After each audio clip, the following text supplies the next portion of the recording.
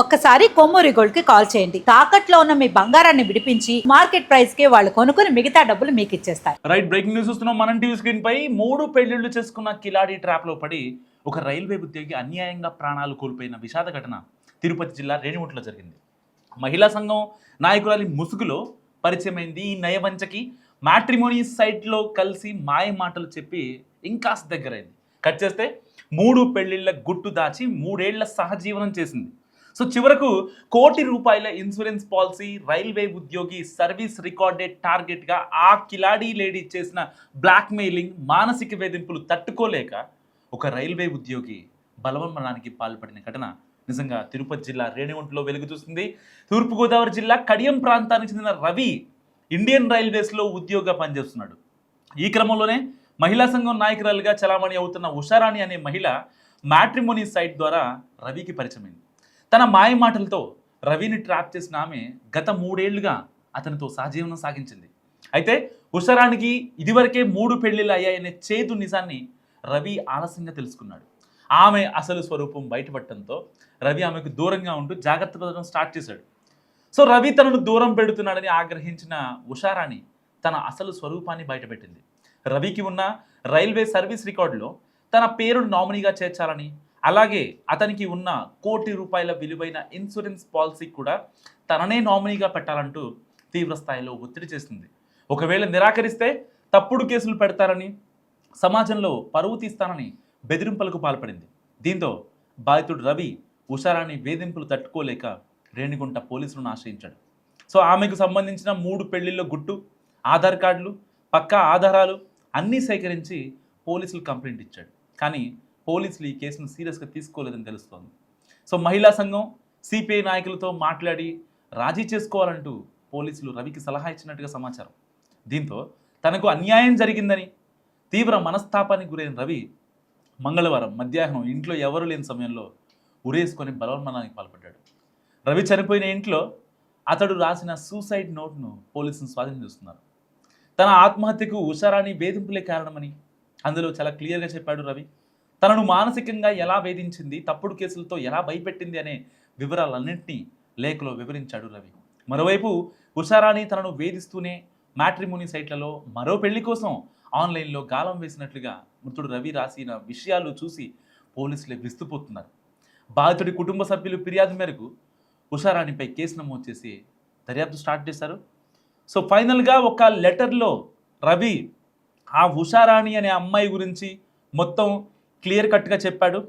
Almost కడియానికి సంబంధించిన ఈ రవి ఎప్పుడైతే రేణిగుంటలో తన విధులు నిర్వర్తిస్తున్నాడో ఒక మహిళా సంఘ నాయకురాలిగా ఇటు సిపిఐ నాయకులతో ఏదైనా చిన్న ధర్నా అంటే ఆ స్టేషన్ దగ్గరికి వచ్చినప్పుడు వీళ్ళు కలుసుకున్నారు. సో అదే ఫర్ ద ఫస్ట్ టైం. అప్పుడేమో నాకు ఒక పెళ్ళయింది, నేను నా భర్తని వద్దనుకున్నా, చాలా ఇబ్బందులు పెట్టాడు, తాగొచ్చి కొడుతున్నాడు, అదనపు కట్నం కోసం వేధిస్తున్నాడు అని చెప్పి మాయ మాటలు చెప్పిన ఈ నంగనాచి తర్వాత చేసింది ఏంటో తెలుసా? ఏదైతే రవి జాబ్ చేస్తున్నాడో ఆ జాబ్కి సంబంధించి ఇండియన్ రైల్వేస్లో ఒక వ్యక్తికి, ఒక ఉద్యోగికి దాంట్లో పాలసీ ఉంటుంది, లైఫ్ ఇన్సూరెన్స్ పాలసీ ఉంటుంది. అంటే బయట ప్రైవేట్ కంపెనీలు ఇచ్చేవి కాదు, అంటే డైరెక్ట్గా payroll from Indian railways. So వాళ్ళ ఉద్యోగి చనిపోతే ₹1 కోటి డబ్బులు వస్తాయి ఆ వృత్తిరీత్యా చనిపోతే. సో దానికి సంబంధించి దానికి నామినీగా ఏదైతే ఈ రవి చనిపోతే ఆ ₹1 కోటి తనకే రావాలనే ఉద్దేశంతో ఎప్పటి నుంచో నామినీగా తననే పెట్టాలని చెప్పి వేధిస్తున్నాడు. సో వీళ్ళు సహజీవనం చేస్తున్నారు. రవికి పెళ్ళి అవ్వలేదు, ఆల్మోస్ట్ ఈవిడికి 3 పెళ్ళిళ్ళు అయిపోయాయి. అయినా కానీ రవితో సహజీవనం చేస్తుంది. సరే ఈవిడ క్యారెక్టర్ అంతా బాగానే ఉంది అనుకున్న తర్వాత ఈ అబ్బాయి రవి ఆ అమ్మాయితో ఉషారాణితో సహజీవనంకి వెళ్ళాడు. సహజీవనంకి వెళ్ళిన తర్వాత తెలిసింది విస్తుపోయే నిజాలు. 1 కాదు, 2 కాదు, 3 పెళ్ళిళ్ళు అయ్యాయి. సో ఆల్మోస్ట్ ఎవరైతే ఆ ఇంటి పక్కన ఉండేవాళ్ళు ఉంటారో వాళ్ళందరూ ఆవిడతో మాట్లాడటం, చాలా చండాలంగా మెసేజ్లు పెట్టడం, ఈ యొక్క వాట్సాప్లు పద్దాక నార్మల్ కాల్స్ మాట్లాడటం, ఈ మ్యాట్రిమోనీ సైట్లు ఇంకా డౌన్లోడ్ చేసుకొని ఈ ఫోన్లో హైడ్లో పెట్టుకోవడం, మళ్ళీ ఆ మ్యాట్రిమోనీ సైట్లకి లాక్ పెట్టడం, అంటే ఎవరు పడితే వాళ్ళు ఓపెన్ చేయకుండా హైడ్లో ఉండి కూడా మళ్ళీ లాకులు పెట్టడం, యాప్ లాక్స్ పెట్టడం, ఇలాంటివన్నీ చేసింది. సో ఇలాంటి నేపథ్యంలో ఇతనికి కొంచెం అనుమానం వచ్చింది. ఏంటి అసలు, అంటే నాతో ఆల్రెడీ ఒక పెళ్ళి అయింది, ఎలాంటి ఇబ్బంది లేదు, ఉన్న పిల్లలు నేనే చూసుకుంటాను అని చెప్పి ఎంత హామీ ఇచ్చినా సరే ఇది ఇంకా ఇలాంటి పిచ్చి పనులు చేస్తుంది ఏంటి, ఇంకా మ్యాట్రిమోనీ సైట్ ఎందుకు చేస్తుంది, ఫేవరెట్ లిస్ట్లో ఎందుకు కొంతమంది ఆ అంకుల్స్ని టార్గెట్ చేసి వాళ్ళని ఫేవరెట్ లిస్ట్లో పెట్టుకుని వాళ్ళకి కాంటాక్ట్ అవ్వడం, వాళ్ళతో మాట్లాడటం, ఇవన్నీ ఎందుకు జరుగుతున్నాయని చెప్పి ఒకరోజు ఆలోచించాడు. దాని తర్వాత ఎవరైతే వీళ్ళు సహజీవనం కోసం అక్కడ రేణిగుంటలో ఉంటున్నారో అక్కడికి సంబంధించి ఎవరైతే వాళ్ళు ఈ అమ్మాయికి జరిగిన పెళ్ళిళ్ళ గురించి వాటన్నిటి గురించి చాలా క్లియర్గా ఎక్స్ప్లెయిన్ చేశారు. కావాలంటే ఆ అమ్మాయిని అడిగి చూడు, అప్పుడు నీకేం సమాధానం చెప్తానే. వన్ ఫైన్ డే రవి ఆ ఉషారాణితో చాలా క్లియర్గా మాట్లాడే ప్రక్రియ స్టార్ట్ చేశాడు. సో అప్పుడు ఆవిడ సమాధానం చెప్పింది ఏంటి తెలుసా, నీకెవరు చెప్పారు, అనవసరంగా నా మీద ఎందుకు నువ్వు ఇలాంటి అనుమానం పెట్టుకుంటున్నావు, మనం కలిసి నడుద్దాం అనుకున్నాం, 7 అడుగులు వేద్దాం అనుకున్నాం, నువ్వు స్టార్టింగ్లోనే ఇలా చేస్తే నీ మీద నమ్మకం నాకు ఎలా వస్తుందని చెప్పి ఉల్టా వేసింది. సో ఉల్టా చేస్తే నిజంగానే ఇంత స్ట్రాంగ్గా మాట్లాడుతుంది కాబట్టి ఈ అమ్మాయి ఎలాంటి తప్పులు చేయలేదు, నిజంగా వీళ్ళే ఏదన్నా తప్పుగా మాట్లాడుకుంటున్నారేమో ఊళ్ళో వాళ్ళు, ఇరుగు పొరుగు వాళ్ళు అని చెప్పి రవి కూడా పెద్దగా నమ్మలేదు. ఎందుకంటే రవికి ఆల్రెడీ ఇక్కడ ఇండియన్ రైల్వేస్లో వర్క్ చేస్తున్నాడు రేణిగుంట స్టేషన్లో. అక్కడ నుంచి మళ్ళీ ఇంటికి వస్తాడు సాయంత్రం. వచ్చిన తర్వాత ఈ అమ్మాయి లేట్గా రావడం, వేరే వాళ్ళతో లేట్ నైట్ కాల్స్ మాట్లాడుకోవడం, రవి తెల్లవారుజామున లేసరికి వీడియో కాల్స్ మాట్లాడటం, అండ్ బాత్రూంలోకి వెళ్ళి న్యూడ్ వీడియో కాల్స్ మాట్లాడటం, ఇలాంటివన్నీ చాలా క్లోజ్గా అబ్జర్వ్ చేసిన తర్వాత రవి ఒక డెసిషన్కి వచ్చాడు. సో ఇకపై నీకు నాకు పెళ్ళక్కర్లేదు, నేను ఇక్కడ ఈ రూమ్లో ఉండను అని చెప్పిన స్టార్ట్ అయిన గొడవ ఎక్కడ దాకా వెళ్ళిందంటే, నీ ఇండియన్ రైల్వేస్ ఏదైతే పాలసీకి సంబంధించి ₹1,00,00,000 వస్తాయి కదా, దానికి నామినీగా నన్ను పెట్టకపోతే మాత్రం నేను కేసు పెడతా, నన్ను వాడుకున్నావని ఇన్నాళ్ళుగా.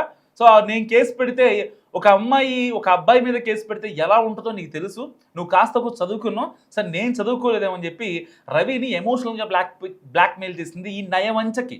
ఆల్రెడీ 3 పెళ్ళిళ్ళు చేసుకొని ఇంత దారుణంగా పిచ్చిగా మాట్లాడి హింసించి ఆఖరికి బలవన్మరణానికి పాల్పడేలా చేసింది. అంటే ఎంత దారుణం. ఆల్రెడీ 3 పెళ్ళిళ్ళు, 3తో 3 పెళ్ళిళ్ళు అయ్యాయి. 3 పెళ్ళిళ్ళు అయ్యి ఇలా ఎంతమంది జీవితాలు నాశనం చేస్తారు. అసలు ఆ ముగ్గురు బతికున్నారో లేదో కూడా సమాజానికి తెలియదు. తనకి 3తో మ్యారేజ్ అనమాట వాస్తవం. సరిగ్గా ఆవిడకి 36 ఏళ్ళు. 36 ఏళ్ళలో 3-4 ప్రాణాలు తీసుకుంటుందంటే ఇలాంటి వాళ్ళు కదా ఎన్కౌంటర్ చేయాల్సింది. ఎందుకు ఇలాంటి వాళ్ళని మహిళా సంఘాల్లో తిరగనిస్తున్నారు? నిజంగా ఉషారాణి లాంటి వాళ్ళకి ఈ సమాజంలో బతికే హక్కు ఉందా? ఎవరి కోసం? 3 అయినా 2 అయినా 1 అయినా నువ్వు నిజంగా ఆ నిజం అనేది చెప్పేస్తే యాక్సెప్ట్ చేసేవాడేమో రవి. ఏమన్నా అంకులా? కాదు కదా, ఒక వయసులో ఉన్న అబ్బాయి. అతనికి 28 ఏళ్ళు. అతను ఒక సెంట్రల్ గవర్నమెంట్లో ఒక ఎంప్లాయీగా ఉన్నాడు. సరే, ఎంతో కొంత శాలరీ అయితే వస్తుంది, తన కుటుంబాన్ని పోషించగలిగే కెపాసిటీ తనకుంది. అలాంటి వ్యక్తిని నామినీ పెట్టాలని చెప్పి వేధించి వెంటాడి ఇంత ఇబ్బంది పెట్టి మానసిక క్షోభకు గురి చేసి అతన్ని అనంతలోకాలకు పంపించేసింది.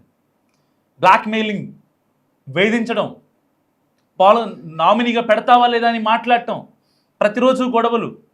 పోలీస్ స్టేషన్కి వెళ్ళి కంప్లైంట్ ఇచ్చిన తర్వాత కూడా వెళ్ళి పోలీసులతో మాట్లాడిందంట, మేము ఇద్దరం పెళ్లి చేస్తున్నాం అనుకుంటున్నాం, నా మీద ఇప్పుడు బ్లేమ్ లేస్తున్నాడు, ఇన్నాళ్ళు వాడుకొని అని చెప్పి మాట్లాడిందంట. అంటే మరి ఎంత పద్ధతిగా పెరిగింది ఈ ఉషారాణి? ఈవిడ్ని ఏమనాలి? మహానటి అనాలా, మహాపతివ్రత అనాలా? 3తో పెళ్లి చేసుకుని కూడా ఆ విషయాన్ని మొత్తాన్ని దాచేసి ఇంకా వాడిని వేధించాలనో, వాడి దగ్గర డబ్బులు లాక్కోవాలనో ఆల్మోస్ట్ వాడి దగ్గర ఉన్న సేవింగ్స్ మొత్తం పెట్టేశాడు. ఇతను ఈస్ట్ గోదావరి జిల్లా కడియంకి సంబంధించిన వ్యక్తి. కడియం అనే గ్రామం ఈస్ట్ గోదావరిలో. ఆ వ్యక్తి కనీసం ఆ సేవింగ్స్ కూడా ఇంటికి పంపించే పరిస్థితి లేదు. ప్రతి రూపాయి ఈ అమ్మాయికి ఇచ్చాడు, ప్రతి పావల ఈ అమ్మాయికి ఇచ్చాడు. ఇంకా ఎవరికి పెట్టడానికి ఛాన్స్ లేదు. సరిగ్గా 4-5 నెలలకే ఆ అమ్మాయి విశ్వరూపం అర్థమైందంటే ఇప్పటి వరకు ఆ అమ్మాయి ఉషారాణి ఎంతమందిని మార్చింది?